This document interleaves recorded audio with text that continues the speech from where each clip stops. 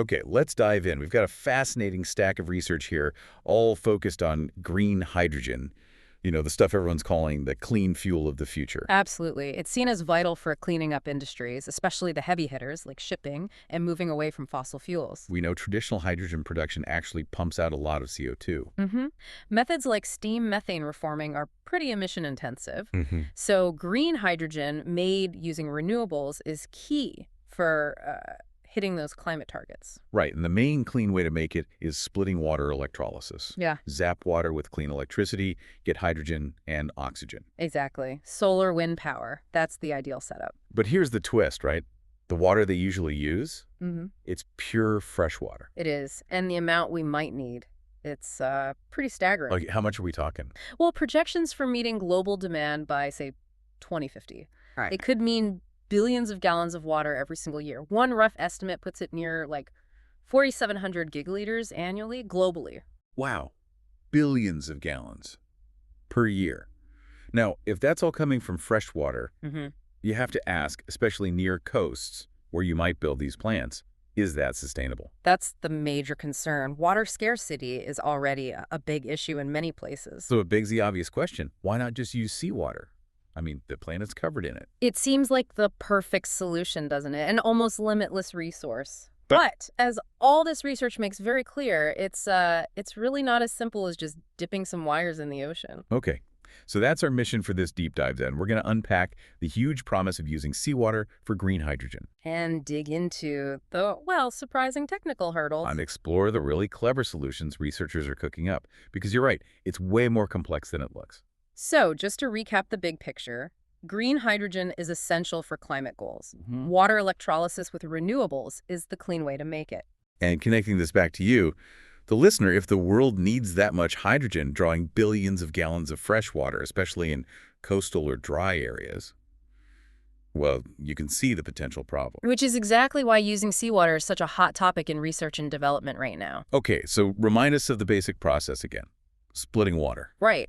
You need an electrochemical cell. You've got a cathode where hydrogen gas bubbles off. That's the hydrogen evolution reaction, or HER. Got it. And the other side? The anode.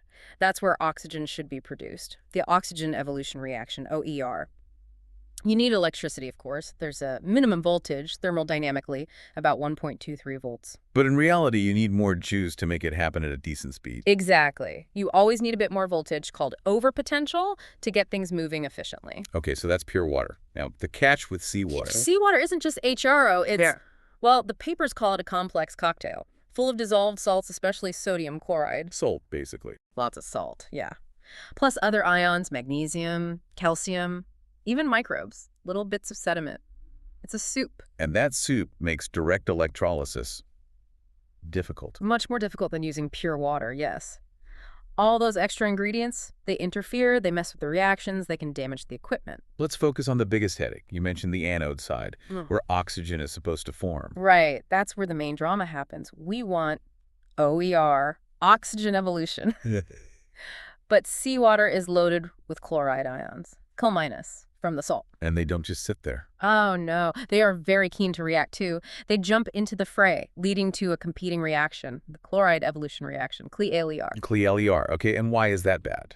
Two big reasons jump out from the research. First, CLER makes chlorine gas, CLER, or, depending on the pH, hypochlorite, which is basically bleach. Chlorine gas? That sounds... corrosive. Extremely corrosive. It just attacks the materials of the electrolyzer, the electrodes, the membranes, everything. It dramatically shortens the lifespan of the system. Imagine dealing with saltwater corrosion already, then adding active chlorine. Yikes. Okay, so equipment damage is one thing. What's the second problem? The second problem is kind of chemically frustrating.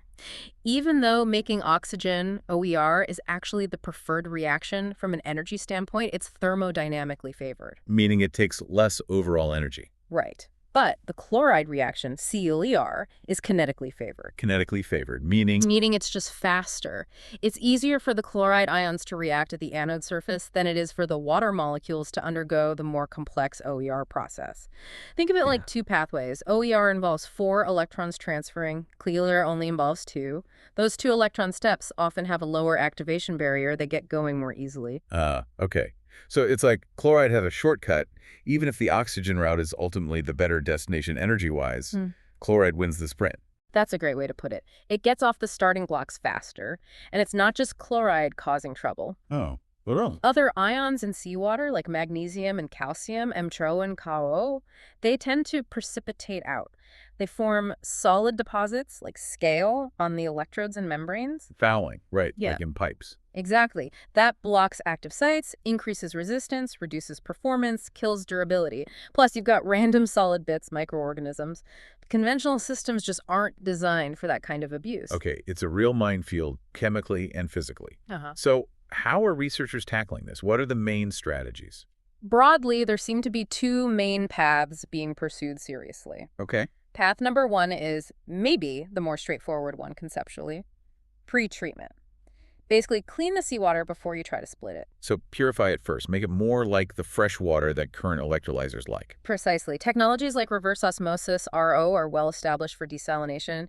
You use RO to take out the salts, the ions, the gunk. What's the upside there? The big advantage is you can then potentially use existing mature electrolyzer technologies, PEM, alkaline, that are already optimized for pure water.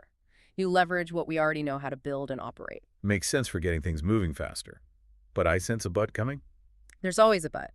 The big downside, as critics point out, is cost. Adding a whole desalination plant upstream adds significant capital cost and operational cost energy for the RO, maintenance, membrane replacement. So it eats into the potential savings of using free seawater. It definitely does. Some estimates suggest that purification costs could add anywhere from, say, 10 cents to maybe even a few dollars per kilogram of hydrogen produced. It really depends on the scale, the location, the specifics. That could be a big chunk of the final price. It could, so there's a real economic and engineering debate there. Now, some research is looking at clever ways to integrate purification more closely with electrolysis. Like combined systems. Yeah, things like using special hydrophobic membranes that only let water vapor pass through, leaving the salts behind. Or directly coupling RO units with certain electrolyzers. But even then, keeping those membranes working reliably long-term in that environment is still a challenge. Okay, so pre-treatment. Practical maybe, but adds cost and complexity. What's path number two, the more high-tech route? That's direct seawater electrolysis, DWE. The goal here is to tackle the seawater head-on, use it raw, or maybe with minimal filtering, by developing new components that can actually handle it. And the key there must be the catalysts, right? Yeah. Making them super selective. Exactly. Catalyst design is where a huge amount of the research effort is focused. You need catalysts that strongly promote the oxygen reaction, OER, while actively suppressing that unwanted chloride reaction, CLEAR. How do you even do that? Make a catalyst picky. It involves some really clever chemistry. One major strategy is playing with the pH. Operating the electrolyzer under alkaline conditions, a pH above about 7.5 actually makes OER more thermodynamically favorable compared to CLEAR. So tilting the energy landscape. Kind of. It increases the voltage gap between the two reactions. There's even a concept called the alkaline design criteria, the idea that if you operate below a certain voltage threshold in alkaline conditions, you might theoretically prevent chloride oxidation altogether. Interesting. What kinds of catalyst materials are showing promise in this salty alkaline world? A lot of work focuses on transition metal compounds. Nickel-iron-based materials, particularly things like nickel-iron layered double hydroxides or knife LDHs, are really good OER catalysts in alkaline media. Okay. They've shown excellent stability and high efficiency for oxygen production, even in concentrated salt solution. And get this, some studies using advanced techniques to watch the catalyst while it's working. Operando studies. Yes. They suggest that sometimes adding chloride can actually help certain knife catalysts perform better by causing favorable structural changes during operation. Wait, really? The chloride you're trying to avoid can actually boost the catalyst. In specific cases, for certain materials, it seems counterintuitive, but yes, it really highlights how complex these interactions are. Cobalt-based catalysts are another big area. Cobalt. Yeah, various cobalt oxides and hydroxides. They often show really high selectivity, meaning they strongly prefer OER over CLEAR. One group reported a cobalt riborate catalyst that achieved 100% Faradaic efficiency for OER, meaning only oxygen was produced, in natural seawater. Wow, 100% in real seawater. That sounds like a huge step. It's a significant benchmark, definitely. Shows it's possible. What other tricks are they using besides choosing the right metals? Surface engineering is critical. Researchers are coating the main catalyst material with ultra-thin protective or blocking layers. Like a tiny shield. Exactly. For example, adding a layer of manganese oxide, MnX, has shown really high OER selectivity, over 90% in some cases, across different pH levels. The idea is the MnX layer acts kind of like a filter, letting water molecules or hydroxide ions through, but physically hindering the larger chloride ions from reaching the active sites. Cerium oxide, CeOx, layers are another approach being tested for similar reasons, blocking COER. So physical barriers. What about changing the catalyst's fundamental properties? That's the other major angle. Tailoring the catalyst's electronic structure. This gets down to the atomic level, manipulating how electrons are arranged in the material. How does that help? By carefully tuning things like which electron orbitals are filled, the egg orbital filling is something they look at in transition metals. You can influence how strongly the catalyst surface binds to different molecules. The goal is to make it stickier for the water or hydroxide needed for OER and less sticky for chloride ions. So you're tweaking the fundamental attraction at the atomic scale. Precisely. They use powerful computer simulations like density functional theory, DFT, to model these interactions and predict which compositions or structures might work best before even going into the lab. Amazing the level of detail they have to get into. It really is quantum mechanics playing a role in catalyst design. And here's another interesting finding about impurities. Sometimes things you'd think are contaminants can actually help. Trace amounts of iron, for instance, maybe leaching from steel components in the system or present in the seawater itself, have been shown to activate certain cobalt-based catalysts. Activate them. How? It seems the iron incorporates into the cobalt oxide structure in just the right way to improve its electrical conductivity or make it easier to transfer charge, boosting the OER activity. So a little bit of dirt can sometimes be good. Fascinating. Okay, so catalysts are key. What about the rest of the machine, the electrolyzer itself? Right. The device design is also crucial. Standard electrolyzers, like PEM systems with their proton exchange membranes, or even AEM systems with anion exchange membranes, they generally don't like seawater. The membranes get clogged or damaged. Exactly. The ions interfere, things precipitate and foul the membrane, performance drops, lifespan shortens. They just weren't designed for that kind of chemical environment. So you need new types of electrolyzers. People are exploring several approaches. One is, well, direct seawater electrolyzers, where the seawater is the electrolyte. It's somewhat similar in principle to the chlor-alkali process used industrially to make chlorine and caustic soda from brine, though obviously the goal here is different. Okay. Others are modifying AEM electrolyzers. Surprisingly, some AEM catalysts seem to actually perform better with chloride around, so that's an avenue. And then there are membrane-free designs. Membrane-free, how does that work? Things like microfluidic cells that keep products separate through flow dynamics, or using those vapor-permeable membranes we mentioned earlier, where only water vapor crosses, avoiding ion issues altogether. But for large-scale systems, finding or developing membranes that are truly robust and long-lasting in seawater is still a major engineering hurdle. And can you tweak the seawater itself, not just purify it, but maybe add things? Yes, electrolyte optimization is another strategy. Beyond just controlling the pH to be alkaline, adding specific buffer ions like phosphates or borates, sometimes mixed with carbonates, can help. How do they help? They can help stabilize the pH right near the electrode surface, potentially repel chloride ions, or form protective layers that resist corrosion, further tipping the balance in favor of OER. Okay, that's a really thorough look at the direct splitting challenge. But you mentioned the research also touches on using this kind of electrochemistry for something other than just hydrogen fuel. That's right. It shifts the focus a bit. Hydrogen isn't only for energy storage or fuel cells. It's a massive chemical feedstock used to make ammonia, methanol, upgrade fuels. Right. And electrocaptons offers another way to use hydrogen in chemical reactions. Instead of making H2O gas first, you can generate highly reactive hydrogen species, sometimes called active hydrogen, or H, directly from water at the electrode surface, right where you need it for a reaction. In situ generation. Exactly, at room temperature and pressure, typically. This whole area is often called electrochemical hydrogenation, ECH, or if it's removing oxygen, electrochemical hydrodeoxygenation, ECHDO. And the advantage is You potentially avoid handling high-pressure hydrogen gas, which has safety and infrastructure implications. You don't need expensive pressurized reactors. You basically use renewable electricity and water to directly hydrogenate or deoxygenate molecules. cool. What kind of molecules are they targeting? The papers give several examples, especially around upgrading biomass-derived chemicals, things like bio-oil, which you get from heating up plant waste. It's usually a messy, complex mixture. So you can clean it up or make more valuable stuff from it. That's the idea. Yeah. Using ECH or ECHDO, they've shown you can convert sugars like glucose into sorbitol or turn levulinic acid, another common bio-based chemical, into valeric acid, which is more valuable. You can turn aldehydes and ketones into alcohols. So taking basic building blocks from plants and transforming them using electricity and water. Precisely. Even working with actual complex bio-oil mixtures, they're trying to make the oil more stable, less acidic, or convert components into useful hydrocarbons. Though one study noted that results with simple model compounds don't always translate directly to the real complex bio-oil catalyst performance can change quite a bit. Makes sense. Real-world stuff is always messier. Always. But the really neat connection here is back to renewable energy. How so? This kind of electrochemical upgrading fits really well with intermittent renewables like solar and wind. When you have excess electricity being generated maybe midday when the sun is strongest, instead of potentially curtailing that power or storing it all as hydrogen gas, you could use it directly to run these ECH processes. So you store the energy not as electricity or H, but as chemical value in these upgraded biomass products. Exactly. It's a way to soak up surplus renewable energy and create valuable, potentially more stable chemical products at the same time.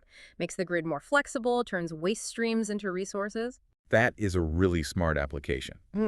Now, with all these different catalyst conditions and reactions, how do researchers actually figure out the best way to run things, the optimal settings? Yeah, optimizing the process is key. They're increasingly using advanced modeling and computational tools.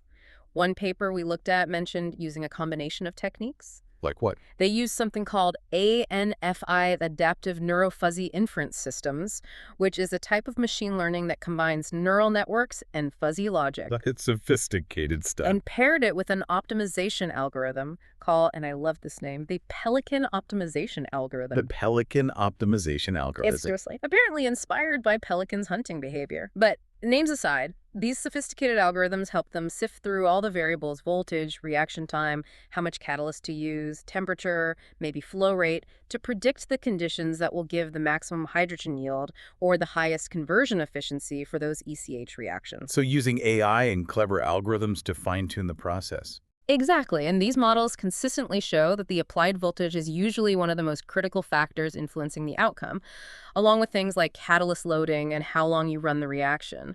The study using ANFIS and the Pelican algorithm found it did a significantly better job predicting and optimizing hydrogen production than just relying on the experimental data alone or other modeling approaches. But again, this modeling and lab work often uses simplified conditions, right? Simulated seawater, maybe?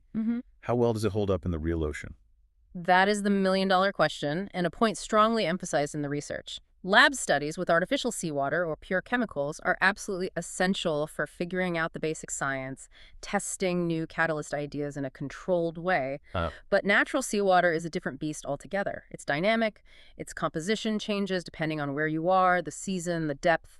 It has trace elements, organic matter, living organisms, things that are usually left out of the simulated versions. And those can cause unexpected problems. Absolutely. They can poison catalysts over time, contribute to faster corrosion, mess with membrane stability in ways you didn't predict from the clean lab tests. So testing with real natural seawater, preferably for extended periods, is absolutely crucial before anyone can confidently scale up these technologies. The ocean doesn't play by simple lab rules. Not at all. And even if we nail the technology, there are huge economic and infrastructure hurdles to overcome for widespread adoption. We're talking massive investment. Massive. Building large-scale seawater electrolysis plants, figuring out hydrogen transport pipelines, shipping, potentially needing coastal hydrogen expressways, upgrading industries to use the hydrogen. It's a monumental task. The falling cost of renewable electricity helps make the energy input cheaper, which is good. Definitely a positive trend. And there might be some interesting synergies, perhaps locally. For instance, integrating with existing coastal industries that already handle large volumes of salt water, like the chlor-alkali industry we mentioned. They already have infrastructure and expertise in dealing with brine electrolysis. Maybe there are ways to co-locate or integrate processes. Interesting thought. Okay, so let's try to pull this all together. Where do things stand in this quest to unlock the ocean for green hydrogen? I think it's fair to say researchers have made really significant progress. We've moved way beyond just saying seawater is salty and corrosive.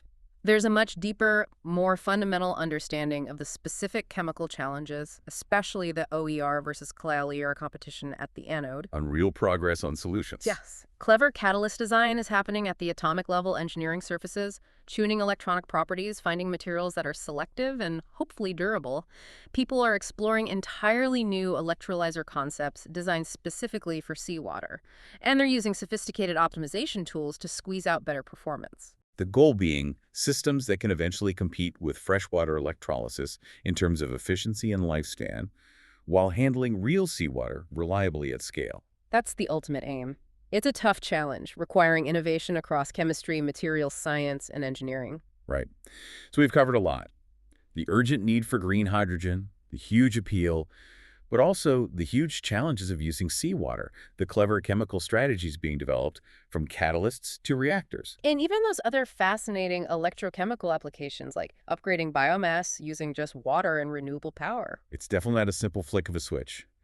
Overcoming these hurdles involves fundamental science, advanced engineering, and tackling major economic and infrastructure questions. Absolutely. It's a multifaceted problem, from the nanoscale of catalyst surfaces right up to the macro scale of global energy systems. Okay, so here's a final thought to leave you, our listener, with. Considering everything we've discussed, the tricky, variable nature of real seawater, the debate between purifying it first versus designing systems to handle it directly, what do you think is the most crucial breakthrough still needed? Is it the holy grail catalyst, something super stable, super selective that just works perfectly in any ocean water, anywhere? Or maybe it's a radically different type of electrolyzer, a whole new machine design that somehow sidesteps the whole ion interference and fouling problem altogether? Which piece of this complex puzzle strikes you as the absolute key to unlocking the vast potential of the ocean for green hydrogen?